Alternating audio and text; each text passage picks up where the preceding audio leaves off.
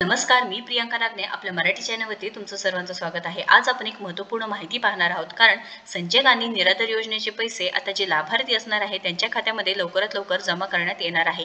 याबाबत आपण स्पष्टपणे व सविस्तर माहिती इथे पाहणार आहोत। इथे नवीन GR आले आहे, तो सुद्धा आपण सविस्तरपणे पाहणार आहोत, कारण महाराष्ट्र शासनाने शासन निर्णय घेतलेला आहे, ज्यामध्ये सरळ सांगितलेलं आहे, म्हणजे ते स्पष्टपणे सांगितलेलं आहे की किती अनुदान दिले आहेत, किती कोटींमध्ये ते अनुदान वाटप करण्यात आले आहेत। आता पण इथे महत्त्वाचा प्रश्न आहे की हे अनुदान कधी आणि कसे प्रकारे मिळणार आहे। तर इथे महत्त्वपूर्ण माहिती आहे, सो शेवटपर्यंत व्हिडिओ नक्कीच पहा। तर इथे GR आलेला आहे, त्याबाबत आपण पाहून घेऊया। संजय गांधी निराधार अनुदान योजना व श्रावण बाळ सेवा राज्य निवृत्ती वेतन योजना या योजनेतील लाभार्थ्यांना अर्थसहाय्याचे वितरण DBT पोर्टलद्वारे करण्याबाबत। आता इथे महत्त्वाचा मुद्दा म्हणजे DBT पोर्टलद्वारेच का? DBT पोर्टलद्वारे म्हणजे काय, किंवा DBT पोर्टलद्वारे पहिले जे पैसे येत होते ते तुमच्या खात्यामध्ये कसे जमा होत होते। तर इथे पैसे जे येत होते ते DBT द्वारेच आता येणार आहे। जे पहिले तुम्हाला पैसे मिळत होते ते बिस्म प्रणालीद्वारे पाठवण्यात येत होते, परंतु आता जे नवीन निर्णय घेतलेला आहे की पुढे जे तुम्हाला पैसे मिळणार आहे ते DBT पोर्टलद्वारे येणार आहे। त्यामुळे तुम्हाला इथे DBT पोर्टलवरती जॉईन करून घ्यायचं आहे। आता शासनाने हा निर्णय का बरं घेतला असेल, हा सुद्धा महत्त्वाचा प्रश्न आहे, कारण पहिले पैसे येतच होते, म्हणजे इथे बिस्म प्रणालीद्वारे तुम्हाला पाठवण्यातच येत होते, पण आता DBT पोर्टलद्वारेच का पाठवण्यात येणार आहे, हा सुद्धा निर्णय कशासाठी घेतला आहे, तर ट्रान्सपरन्सीसाठी, म्हणजे इथे कोणतेही फ्रॉड होणार नाही। डायरेक्ट जे लाभार्थी असणार आहे त्यांच्या खात्यामध्ये DBT पोर्टलद्वारे म्हणजे डायरेक्ट बेनिफिट ट्रान्सफरद्वारे तुमच्या खात्यामध्ये पैसे येणार आहे।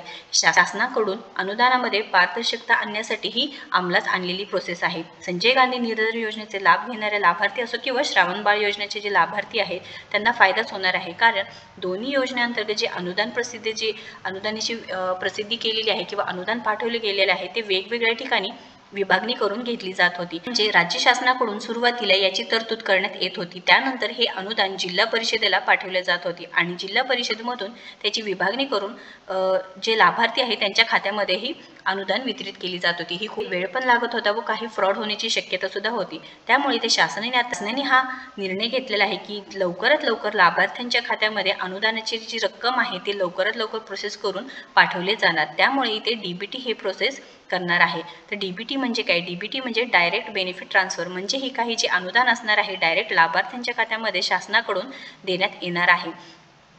त्यामुळे लक्षात घ्या, जे लाभार्थी असणार आहे त्यांना लवकरात लवकर इथे DBT करून घ्यायचा आहे। आणि महाराष्ट्र शासनाकडून निर्णय काय आलेला आहे ते पाहूया। 3 जानेवारी 2025 रोजी हा निर्णय आलेला आहे, ज्यामध्ये सांगितलेला आहे, पाहू शकता तुम्ही, सामाजिक न्याय आणि विशेष सहाय्य विभागांतर्गत राज्य पुरस्कृत संजय गांधी निराधार अनुदान योजना व श्रावण बाळ सेवा राज्य निवृत्ती वेतन योजना या योजना आणि केंद्र पुरस्कृत इंदिरा गांधी राष्ट्रीय दिव्यांग निवृत्ती वेतन योजना, इंदिरा गांधी राष्ट्रीय विधवा निवृत्ती वेतन योजना, इंदिरा गांधी वयोवृद्ध निवृत्ती वेतन योजना या योजना राबविण्यात येत आहे। डिसेंबर 2024 पासून सदर योजनेअंतर्गत पात्र लाभार्थ्यांना अर्थसहाय्याचे वितरण म्हणजे डायरेक्ट बेनिफिट ट्रान्सफर पोर्टल मार्फत थेट त्यांच्या बँक खात्यात जमा करायच्या बाबत हा शासन निर्णय आहे। तर हा शासन निर्णय आलेला आहे। त्यानंतर इथे संपूर्ण माहिती दिलेली आहे। हे जे लिंक्स आहे मी तुम्हाला डिस्क्रिप्शन बॉक्समध्ये देणार आहे, तुम्ही नक्कीच पाहू शकता। दुसरा जो शासन निर्णय आलेला आहे त्यामध्ये अनुदानाचे वाटप किती केलेलं आहे ते सुद्धा माहिती सांगितलेली आहे, ज्यामध्ये म्हणजे इथे जो शासन निर्णय आलेला आहे त्यामध्ये पाहू शकता तुम्ही की किती इथे अनुदानाचे रुपये वाटप करण्यात आलेले आहे किंवा इथे अनुदान दिले गेले आहेत।